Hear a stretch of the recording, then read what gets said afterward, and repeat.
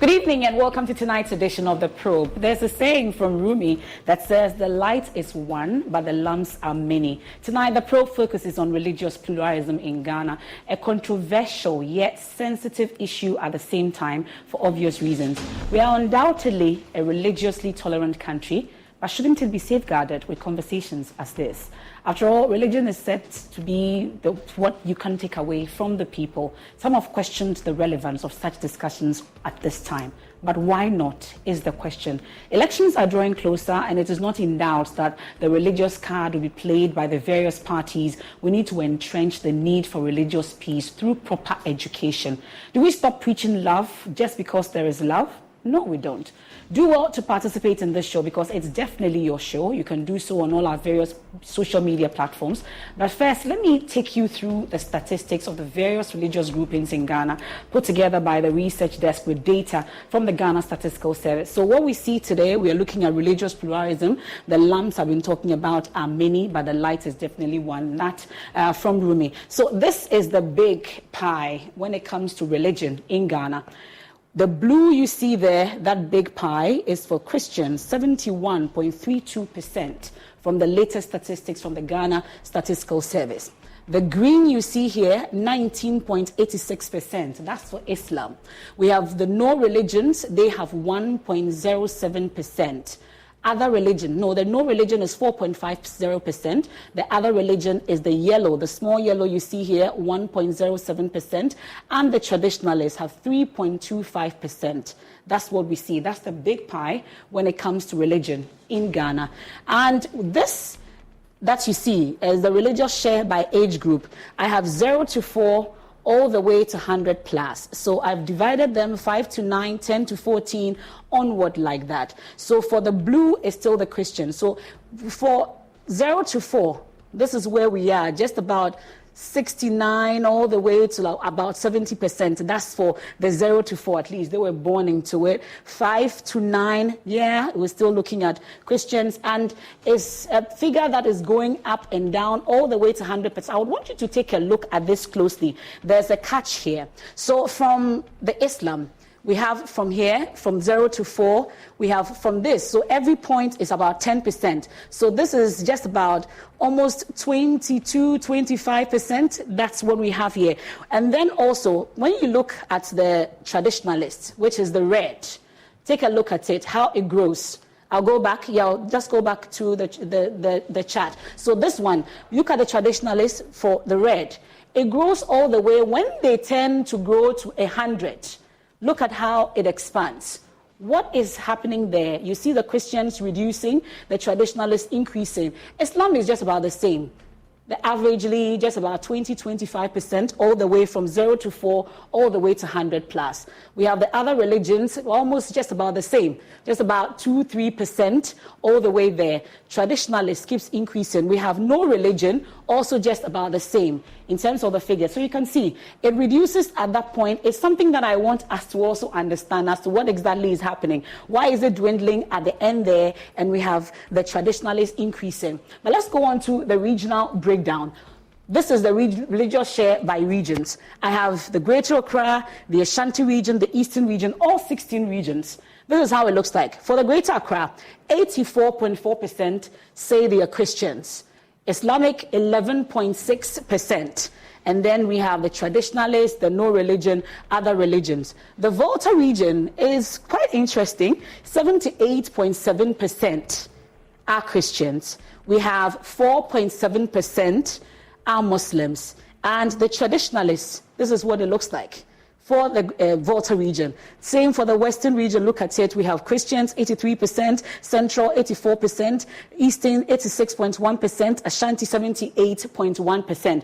Now we head up north and Upper East region. We have 49.4% are Christians, 30% are Muslims. And then the traditionalists, over 10%. There in the Upper East region. OT region, 63.7%, and that goes on. So this is the religious share by regions. All 16 regions, this is how it looks like.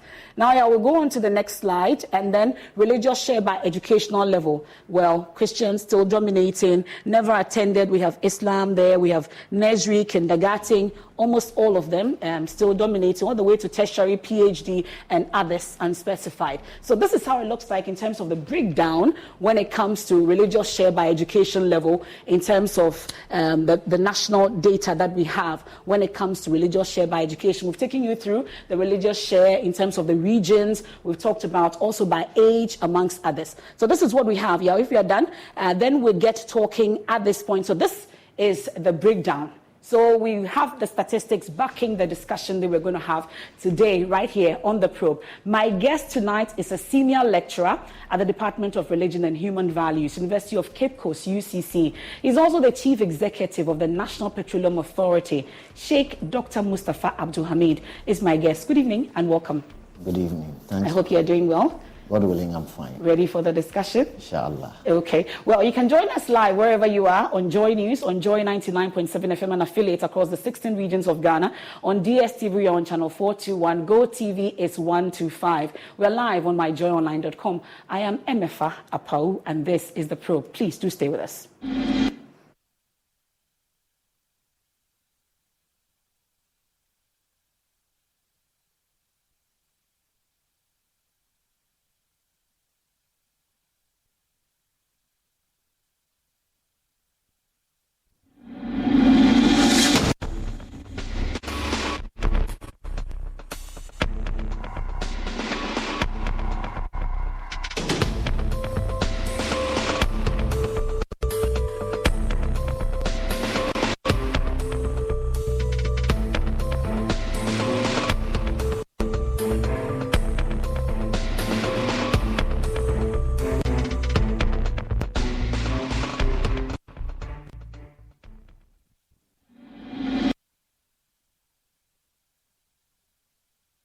Chairman of Council, Very Reverend Professor Asamoah Gyedu, members of Council, clergy, lecturers of the Trinity Theological Seminary, graduates, ladies and gentlemen, I greet you in the greetings of my faith, and I say to you, Assalamu alaikum. Thank you very much, Professor Asamoah Gyedu, for asking me to be guest of honor and to make a few remarks. But next time you invite a sheikh, you should ask him what Christian song he knows. Then I would have asked the choir to sing for me. Asidanko nyami nyamia yeni yewo nyama yewo ye eyemwa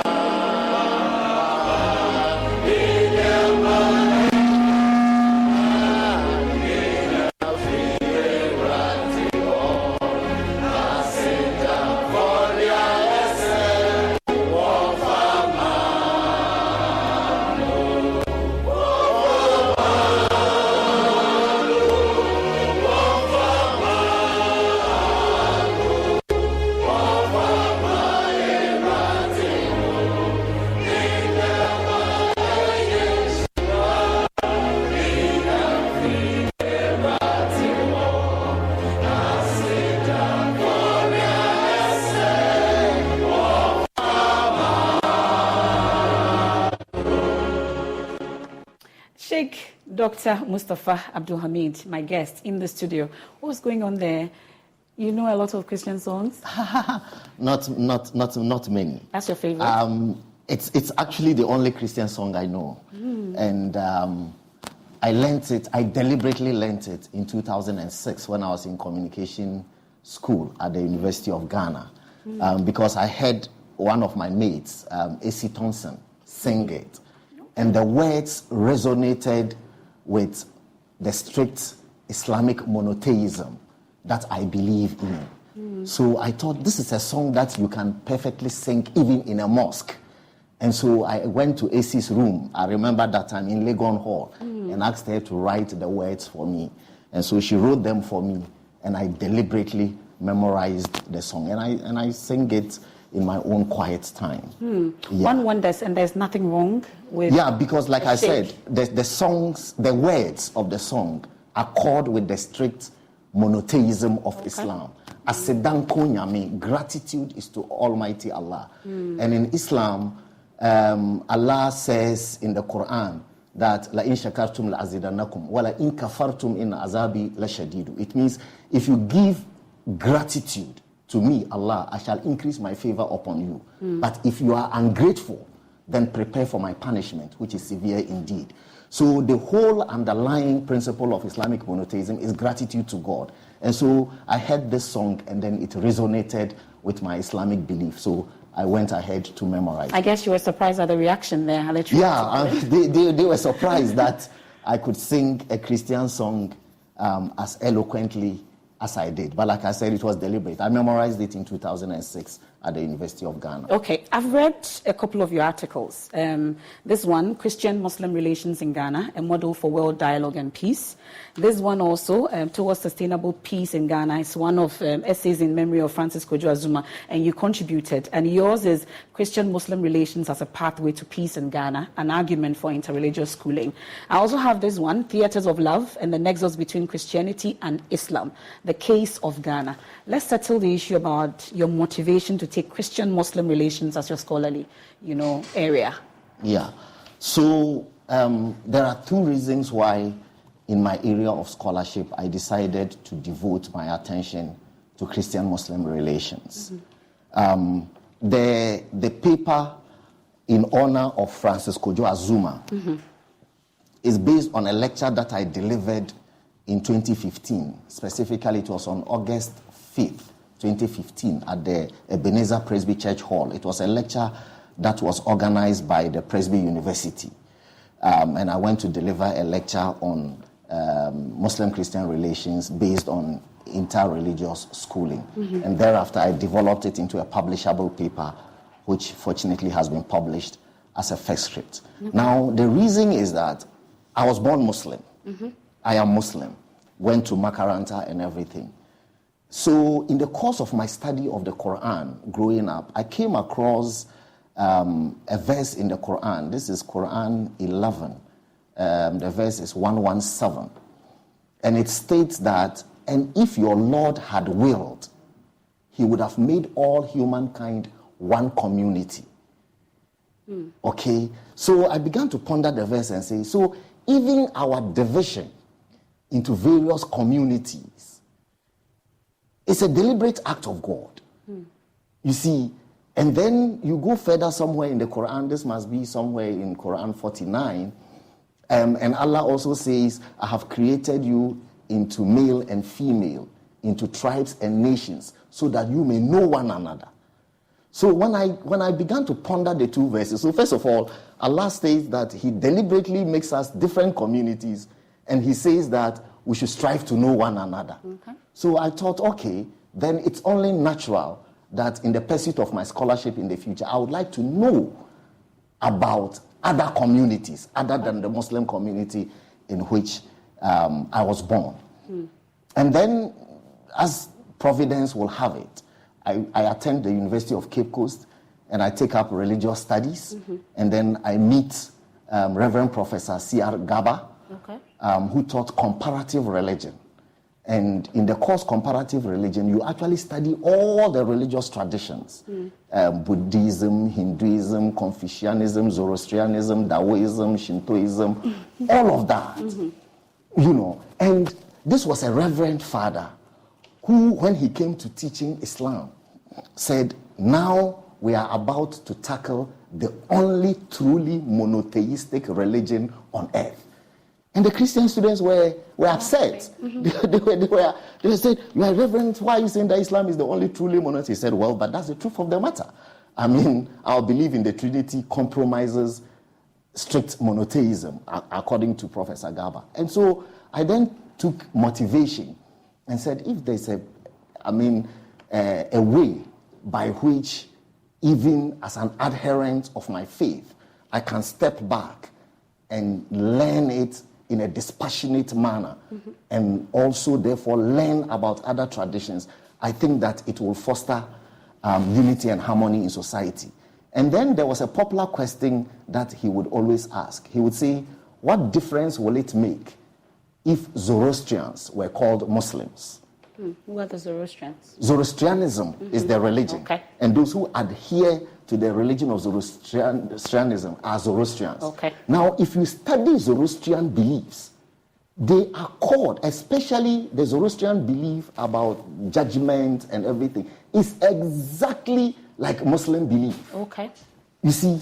And then when you are reading the Old Testament, especially Leviticus, Deuteronomy, and etc., sometimes if you know the Quran, you would feel you are reading the Quran, even though this is Old Testament. So all of those began to excite my mind and to say, maybe underneath all of these labels, there is some commonality that we can discern. And so I thought that I should take comparative religion as my area of scholarship. So what has been some of the commonalities that you found in terms of doing this work all the way till now? Well, so first of all, like you quoted Rumi, and says that Rumi says that the light is one, but the lamps are many. What I found is that what Professor Garba calls the irreducible element in all of these religious traditions is the concept of God. Okay. Are you following me? Except perhaps for some of the Eastern religions like Buddhism and Hinduism, whose understanding of God is not exactly like that of Judaism, Islam, Christianity, and etc. Okay. But underneath all of these, there's an irreducible element of the Godhead, adherence to a power other than our earthly powers that we have. Rudolf Otto calls it a feeling of the presence of the holy other, that which is wholly other than what we have on earth. And that is an attraction that is there for every religious tradition. Okay. And so it's just that I found that our understandings of that Godhead may be different, but whatever it is the same Godhead that we are talking about. I must be honest with you. When we put out the flyer that you were coming on the show, there were concerns about why Sheikh Dr. Mustafa Hamid talking about such an issue. I found out mostly that it's because you're a politician. Really, I'm wondering how you juggle between being a politician and being a Muslim scholar. Like, how do you juggle that? Because that's the key concern for many, reason why they're wondering why the choice of you on the show.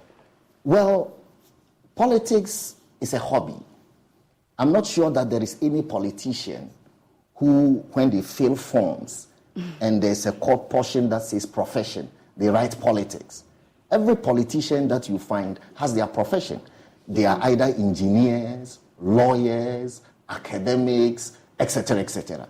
So I'm essentially an academic. That's who I am. Right now, as I speak with you, I'm on leave from the University of Cape Coast and serving the government. Actually, the university gave me to the government on secondment. Okay. So if you go to the University of Cape Coast today, my office is still intact with my name tag. My table and chair hasn't been touched.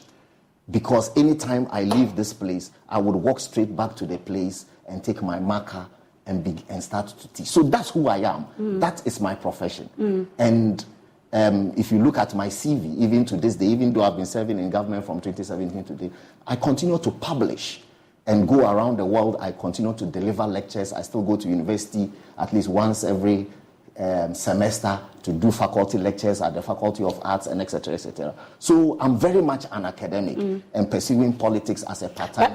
So I don't think that the part-time, that which is the part-time. At Strayer University, we've been empowering students to pursue their goals for over 130 years. From innovative degree programs and helpful tools to campus locations focused on creating community for international students, we can help you find your way forward. We even offer international students 25% off tuition on select degree programs. Classes start soon. Visit strayer.edu to learn more. Eligibility rules, restrictions, and exclusions apply. JCPenney cyber deals are just a click away. Save through Tuesday at jcp.com. Finish your holiday list early and score thousands of online deals before they're gone. Cozy up to 60% off heated blankets and throws. Keep the fam extra warm in outerwear starting at just $14.99. And spoil someone special with our Yes Please Diamonds and Gemstones only $19.99. All the deals, all online. JCPenney, make your holidays count. Offers valid on select styles through 11/28 online only. Exclusions apply. Cyber deals excluded from coupons. See jcp.com for details.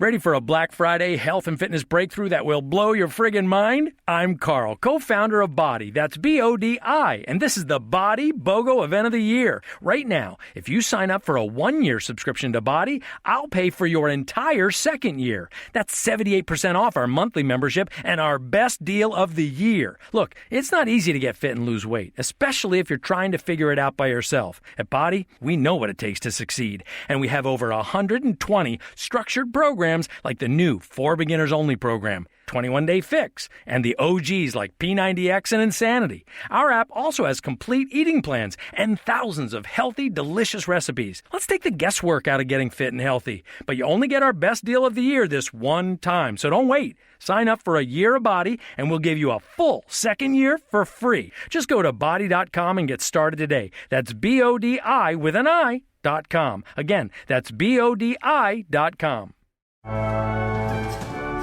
Jessica, this is the happiest day of my life. Right up there with the day I bought my RV and insured it with Progressive. Man, I love that thing.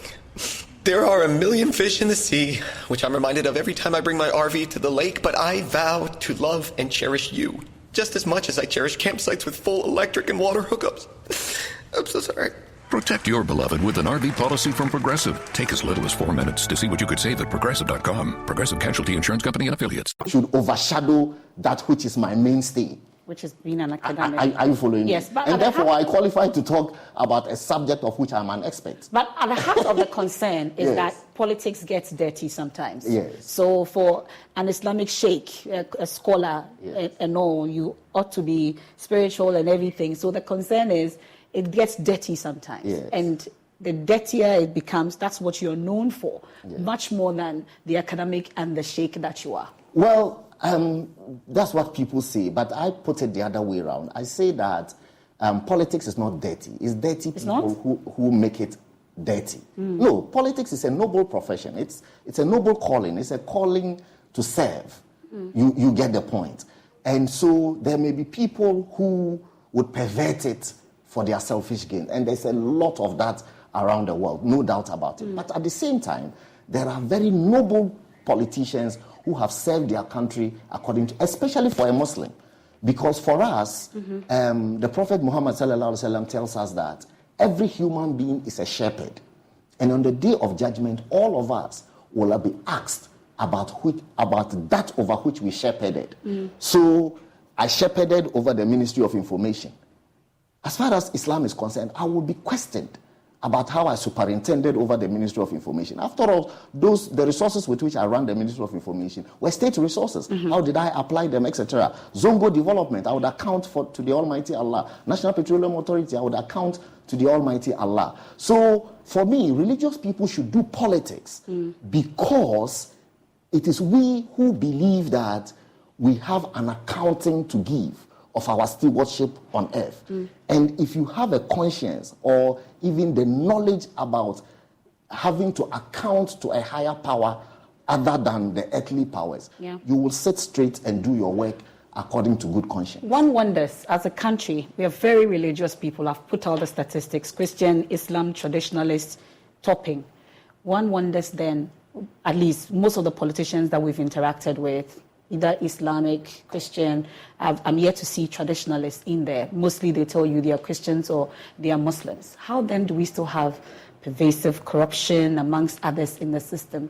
That's the key question that many people ask. Because religion is ambivalent. Because religion is ambivalent. There's a book by Scott Appleby, and I will recommend it to any viewer who would care to read. It's called The Ambivalence of the Sacred. The sacred is ambivalent, just like the surgeon's knife. Okay, when a surgeon takes the knife to cut through you, okay, it's painful, but at the same time, it is to heal. Are you following me? It's the same like the concept of the sacred. People can appropriate the sacred for evil purposes. And at the same time, people can appropriate the sacred for good purposes. So don't worry that there are religious people who are crooked. Okay? They are crooked because they are crooked. Not because of the religious personalities that they are. Okay. But if you also want to be honest, principled, and a politician of integrity, there is enough examples in the scriptures, whether in the Old Testament or the New Testament or the Quran or the Bhagavad Gita or the Dharma for you to be able to follow. Okay. Sheikh, should religion be part of governance in the first place? Yes. Yes, because there is a scholar, an Islamic scholar called Muhammad Iqbal. He was Pakistani. He says that everything that is secular is also sacred at the roots of its being. In other words, there's nothing that is entirely secular. Every secular phenomenon has at its roots a sacredness about it. So, for example, that is why, even though we say that we are running a secular constitution, and indeed, for much of the world, we run secular constitutions, whether it's in America or Britain or Ghana, everywhere. Yet, after we have elected our leaders and we seek to swear them into office, we get them to swear by either the Quran or the Bible. Why? Because of what Iqbal said, that everything that is secular is sacred at the roots of its being. Are you following me? Number two, this same Scott Appleby, who I was quoting, who wrote the book, The Ambivalence of the Sacred, says that people wrap their daily activities around practices that have been enjoined by a religious tradition. And he says, and they do so quite publicly, that dressing, eating habits, gender relations, all of these, according to him, quote, unfold beneath a sacred canopy, unquote. And he says, around much of the world, civil society and politics are suffused with religion. Okay. Are you following me? And Mbiti says that for the African, religion is a 24-hour-a-day affair. And then Professor Gaba says, wherever the African is, there is his religion. So people don't go about setting aside their religion when they are going to the farm. They carry their religion to the farm. So people will pour libation. They will recite the Quran before they plant. Are you following me? That is an agricultural activity, but they take their religion there. When you go to the marketplaces, people hang crucifixes in their shops with the hope that the favor of Jesus Christ will bring them customers, and etc., etc. Muslims will hang Ayatul Kursi, which is arguably, according to Muslims, one of the most powerful verses of the Quran. They will hang Ayatul Kursi on their shops with the hope that it will bring them people and so on. So, but that's commerce. Okay. But there's religion there. So you don't expect that if we take religion to commerce, to agriculture, to transportation, when we come to politics, we should bracket religion out of politics. There is no way we can bracket religion out of politics. Just like we take our religion to every facet and department of life, people would take religion into politics. I'm coming. I'm not done. That's number 2 reason. Number 3 reason is that in the world today, there are mainly 3 philosophies of politics that have survived, okay? Or let me call them political ideologies that have survived. Social democracy, liberalism, and conservatism.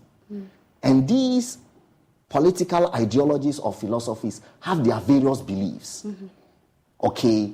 And amongst liberal beliefs, for example, is free market, competition, individual liberty, no religion, for example. Whilst conservatives will say their principles are free market, competition, rule of law, religion, hierarchy, order.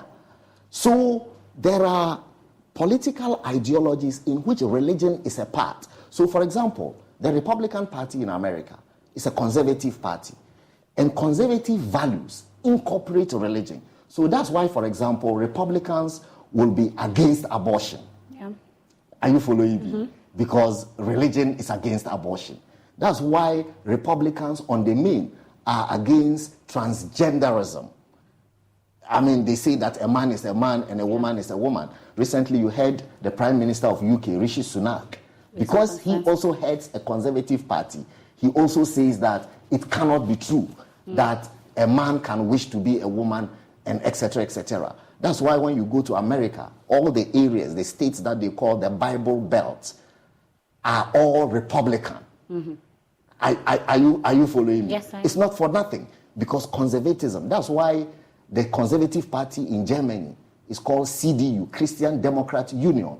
And that's why the NPP, being a conservative party, belongs to the international organization called International Democrat Union, which is the union of conservative parties around the world, and so on. So even in crafting political ideology, there's an ideology called conservatism, of which religion is a part. So really, and to the extent that conservative parties come to power around the world, you cannot divorce religion from politics. Right, you've raised the issue about conservatism. I was going to come to it later, but really, the concern is, I'm happy you've raised that indeed NPP is a conservative party. And conservatives around the world, we've heard them openly raise concerns about things that they do not believe in.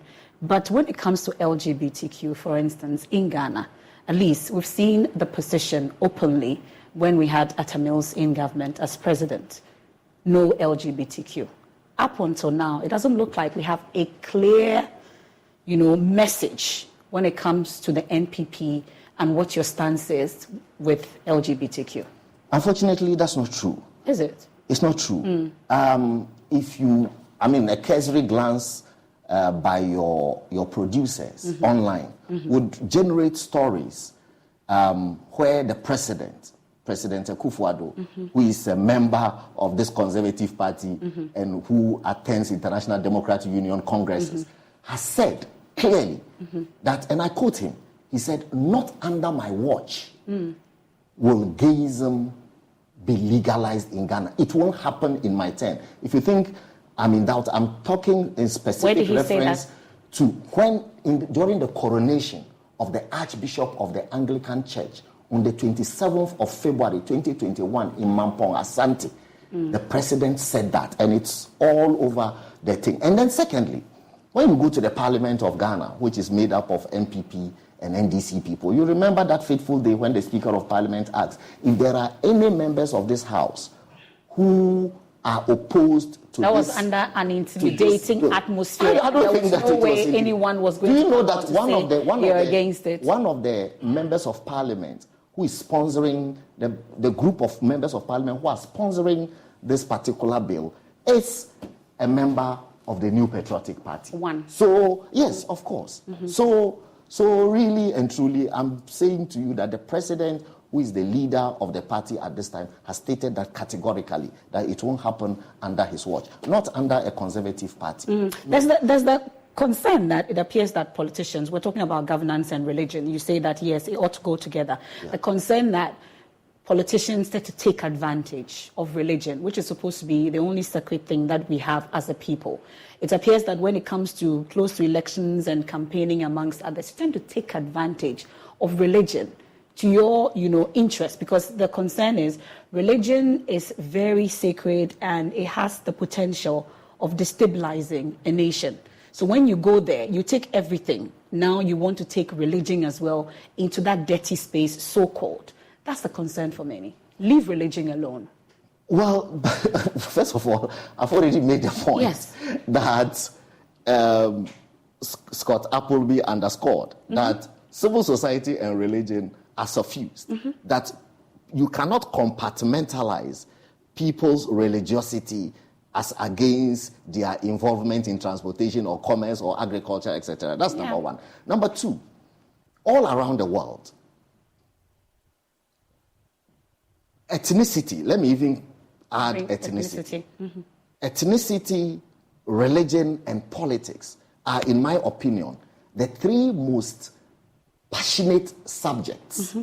The three things about which people are often very passionate and which therefore have a tendency to inflame passions and set countries ablaze, like Rwanda, even Liberia. All of those were ethnic issues. And when you want to talk about religion, then you can talk about the LRA, the Lord's Resistance Army in Uganda, which also says it is fighting to establish a Christian regime in Uganda, and etc., etc. Now, what it is also is that political parties have their bases. Mm-hmm. Are you following me? In other words, their strongholds. So, for example, in Ghana, for example, we know that the NPP's base or root is Ashanti region, and the NDC has a root or a base in the Volta region. You get the point. That's ethnicity. But there's nothing you can do about it. You cannot say, therefore, that people should not affiliate to the party that they belong. Mm-hmm. However, what is resentful is if people stoked religious animosity, between people of divergent religious traditions for political gains. That would be reprehensible.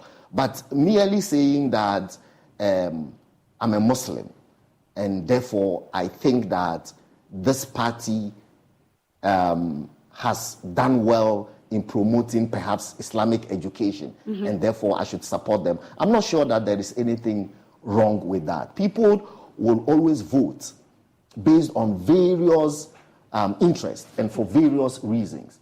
And therefore there are people who will vote because, for example, do you know that in this country there was a political party called the Muslim Association Party, MAP? Okay? Later President Nkrumah passed the Non-Discrimination Act and abolished political parties based on ethnicity and religion. But otherwise, there was a political party that was founded by Muslims in this country, and they called it Muslim Association Party. But even in Muslim Association Party, there were Christian supporters and leaders. There was one, Awonorena and Kwabena Kesi. They were members of the Muslim Association Party. So that tells you the beauty of our country. That's the religious pluralism that we are talking about, because it wasn't possible for the leaders of MAP to have run their party devoid of Christian participation. How then do we avoid politicians taking advantage of religion? Well, how we avoid politicians taking advantage of religion is simply to say that, first of all, we already have a law, and even in the 1992 Constitution, that says that you cannot found a party, first of all, based on ethnicity or religion. Virtually mimicking the Avoidance of Discrimination Act. Number two, our laws enjoin all political parties to have footholds in every area of our country, so that you are not just operating only in Muslim areas or only in Christian. So there are enough safeguards, as far as I'm concerned, per the structure and laws of our country, to avoid us getting into, if you want, a conflagration based on religion. And I think that so far, Ghana has been a haven of religious tolerance in the West Africa region. As far as I'm concerned, apart from Sierra Leone, which also shows very high levels of, if you want, Christian-Muslim tolerance, Ghana, in my opinion, is next. So I have nothing to worry about as far as our country is concerned. I'm sure you see all the leaders of the various political parties since 1992 crisscrossing from mosque to church, and etc., etc. That's the beauty. I'll come to that shortly, because I'm wondering why a Muslim would be participating in things when it comes to Christianity and vice versa. That's something we'll come to. But since we are still talking about governance, it appears that the UP tradition is in a habit of deliberately including religious balance in its politics, especially at the helm of leadership. Correct me if I'm wrong. Yes, it's correct. I mean, if we were to trace it all the way to 1979 and coming, yes, so we had Victor Usu, who's running mate. That was a UP party, the Popular Front Party. So the running mate, the candidate was Victor Usu. The running mate was Alhaji Yakubu Tali Tolongna. UNC, United National Convention, was a UP party with William Oforiatta as candidate and Alhaji Idrisu Mahama as his running mate. The NDC's Alhaji Idrisu Mahama. Then you come to 1992. You had Professor Edu Boahen, Roland Isifu Alassane as his running mate. And then you go to President Kufuor and Aliyu Mahama, then you come to Akufo-Addo and Dr. Bawumia. So the point I'm making to you is because of our conservative values, that mandates us to have a religious calculation to the things that we do. So we are deliberate about including, or creating an amalgam of minority and majority religious persuasions in order to build a beautiful tapestry of conservatism. You see, because at the root of conservative, when we say something is to me, it comes from the word to conserve. Okay, so we live in a country of plural values. The reality that there are Muslims is there. It's not a reality you can run away from. The reality that there are Christians is not a reality you can run away from. And so conservatism requires that you conserve the reality, you conserve the value. So in conserving these values, we make the determination that we must deliberately factor both the minority and majority religious persuasions into our political calculation. Okay, so now that you've elected a Muslim, at least in the minority, it goes without saying that a Christian then will be his running mate. Without a doubt. So that means that now Dr. Bawumia is mandated by the spirit of conservatism to select a running mate who is steeped in the Christian tradition or who is a participant in the Christian tradition. You say participant? Yes. Or really has to be a Christian or participating in Christian? Well, who is a major participant in the Christian tradition? Okay. You see, these days in modern religious studies scholarship, we use the word participant because of the reality of the world of plural values, because we live in a pluralistic world. It is difficult for anybody not to participate in other religious traditions. Okay. You see, so in religious studies scholarship these days, we talk about heavy participation and minimal participation. So we all are heavy participants in the traditions that we confess to. Okay, so you confess that Jesus Christ is your personal Lord and Savior. I confess that there is no deity worthy of worship except Allah, and that Muhammad sallallahu alaihi wasallam is his messenger. That's what I confess to. So I'm a heavy participant in the Islamic tradition. Okay. But when Professor Asamoah Gyedu invites me to be guest of honor at the graduation ceremony of pastors, okay, and I sing Asedan Ko Nyame, I'm minimally participating in Christianity. In the Hold Christian that thought tradition. for me, and let me just take you back to the participants that would likely be the running mates of Dr. Mahmoud Bawumia, because you've established that that person would have to be Christian without a doubt. So a number of names have come up. Yes. The your sector minister, energy minister, Dr. Matthew Puku-Prempeh's name has come up.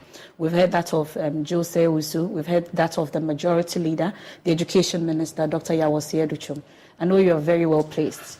Where are you going? Who is your likely candidate in terms of participants in Christianity that you know so far? I wish you hadn't asked me this question, because you are going to make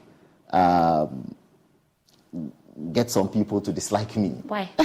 Because right now there are names that have been thrown into the fray, and all MPs. So what I've mentioned, there are more?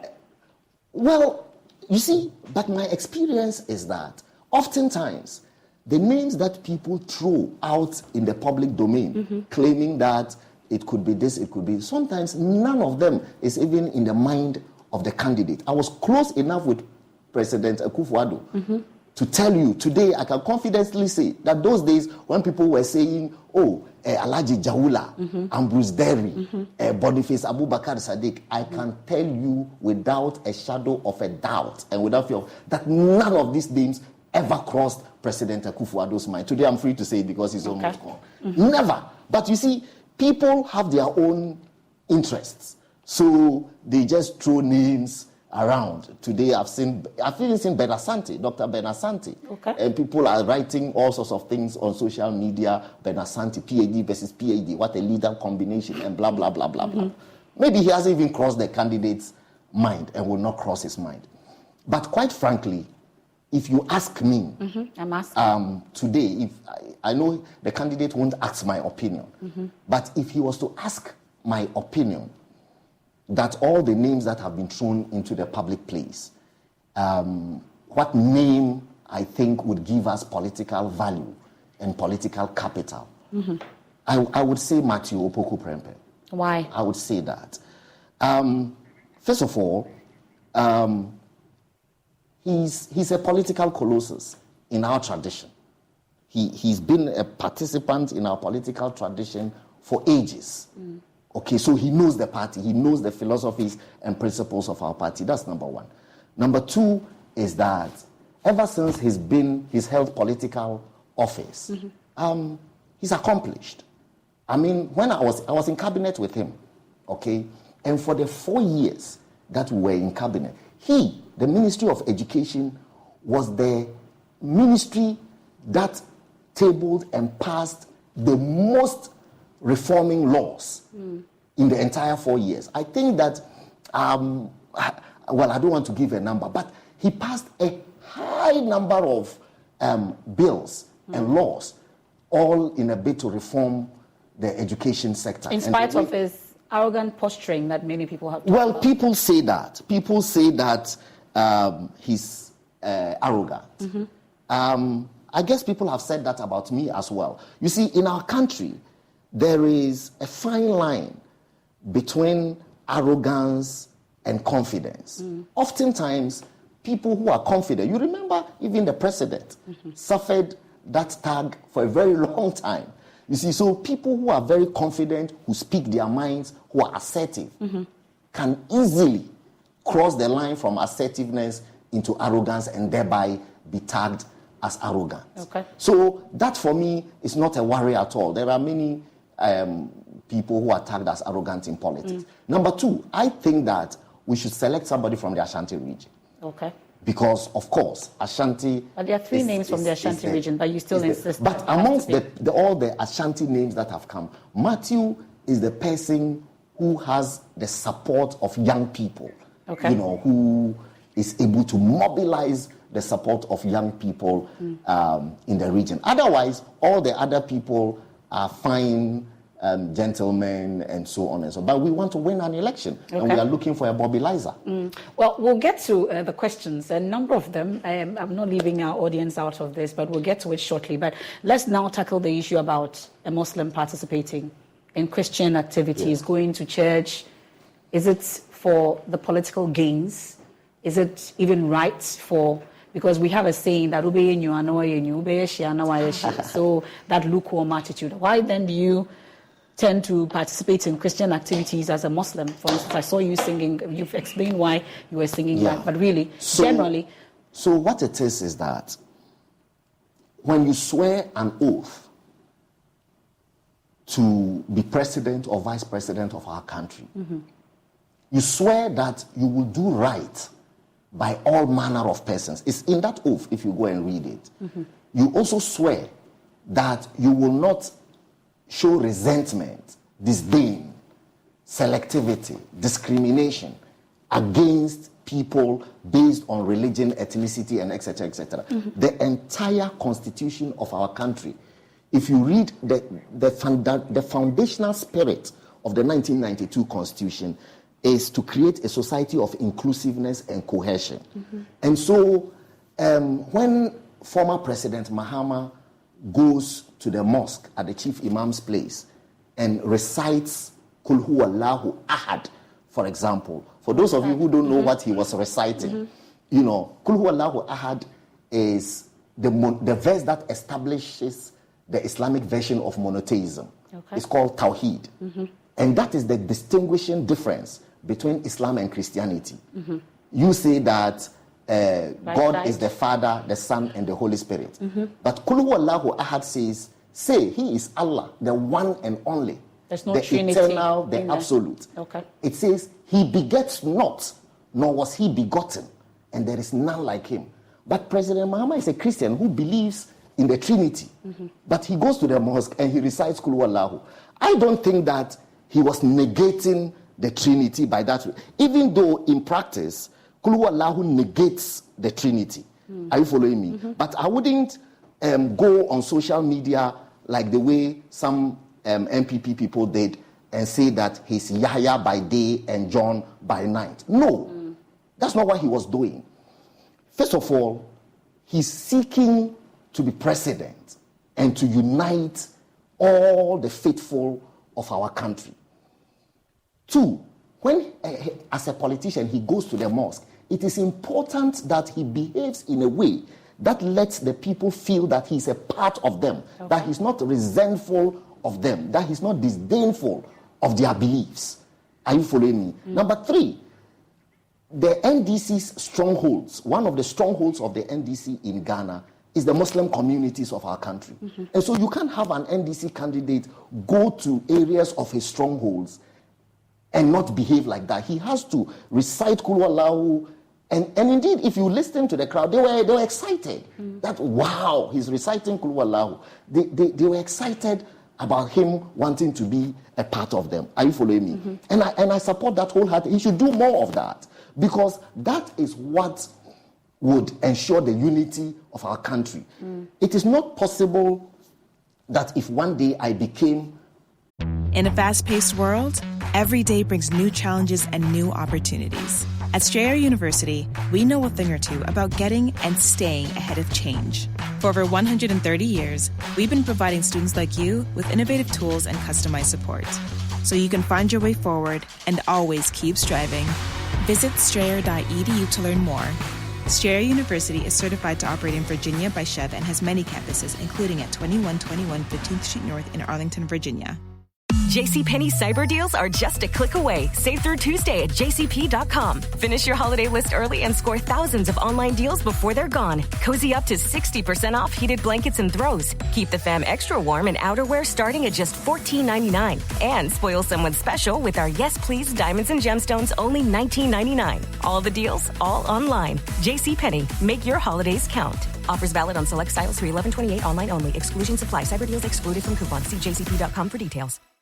Ready for a Black Friday health and fitness breakthrough that will blow your friggin' mind? I'm Carl, co-founder of Body. That's BODI. And this is the Body BOGO event of the year. Right now, if you sign up for a 1-year subscription to Body, I'll pay for your entire second year. That's 78% off our monthly membership and our best deal of the year. Look, it's not easy to get fit and lose weight, especially if you're trying to figure it out by yourself. At Body, we know what it takes to succeed. And we have over 120 structured programs like the new 4 Beginners Only program, 21-Day Fix, and the OGs like P90X and Insanity. Our app also has complete eating plans and thousands of healthy, delicious recipes. Let's take the guesswork out of getting fit and healthy. But you only get our best deal of the year this one time, so don't wait. Sign up for a year of Body, and we'll give you a full second year for free. Just go to body.com and get started today. That's BODI with an I.com. Again, that's BODI.com.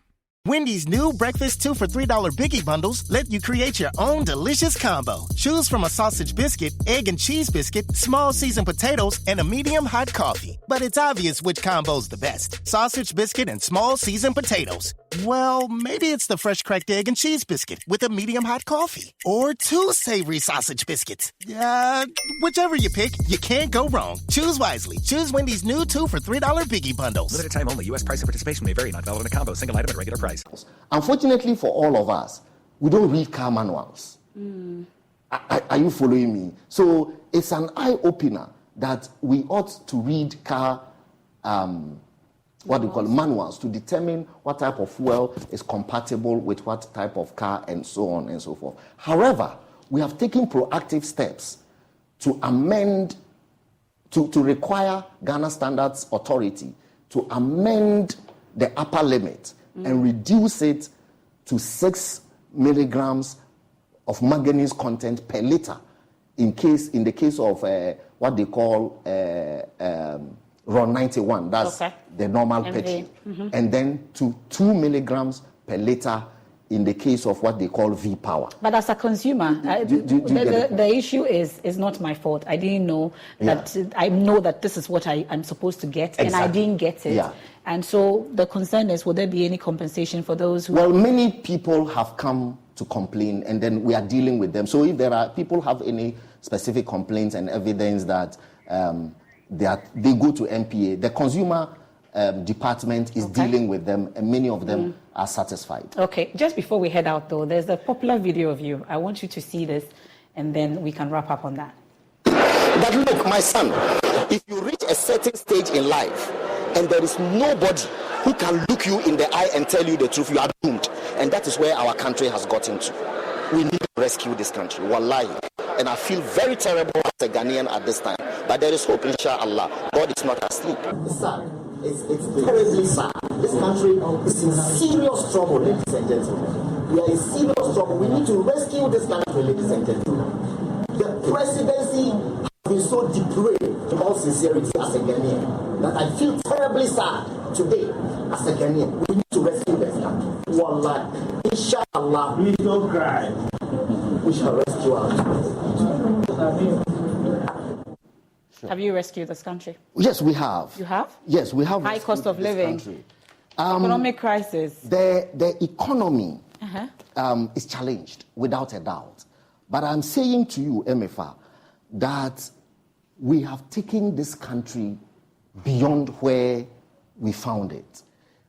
We are going into an election. I always tell people, when people call me, that's why in the past 1 year, I just do these academic things. Because I tell people, don't worry, no shaking. There is time for debate. We will come and debate the issues in the election year. They'll hear from me. And I will justify all the rescuing that we have done of this country. One rescue, so we can go. We have saved over 400,000 young people who, but for our policies, will be languishing on the streets of our country, who are today in universities and pursuing proper careers for their life. The human resource of a country, is what runs a country. The reason countries like Japan, Singapore, and so on, don't have mineral resources but have made progress is the human resource. So if you have a president who has been able to rescue the human resource of our country, who over several years, 100,000 of them every year will go onto the streets and lead meaningless lives. And they are rescued and being put on a path to progress and prosperity for they and their families. That's not rescuing. That is rescuing, Emefa. We would debate it. Okay, Sheikh, we are grateful. Sheikh Dr. Mustafa Abdul Hamid has been my guest here on The Probe. Another exciting edition of The Probe comes your way same time here on the Joy News channel. For our radio audience, we have A Walk with Jesus up next. Stay with Ajele Dosu also up next with Celeb Biz. I am Emefa Pau. There's more on myjoyonline.com. On behalf of the entire team, have a good evening. Thank you, Sheikh, once again.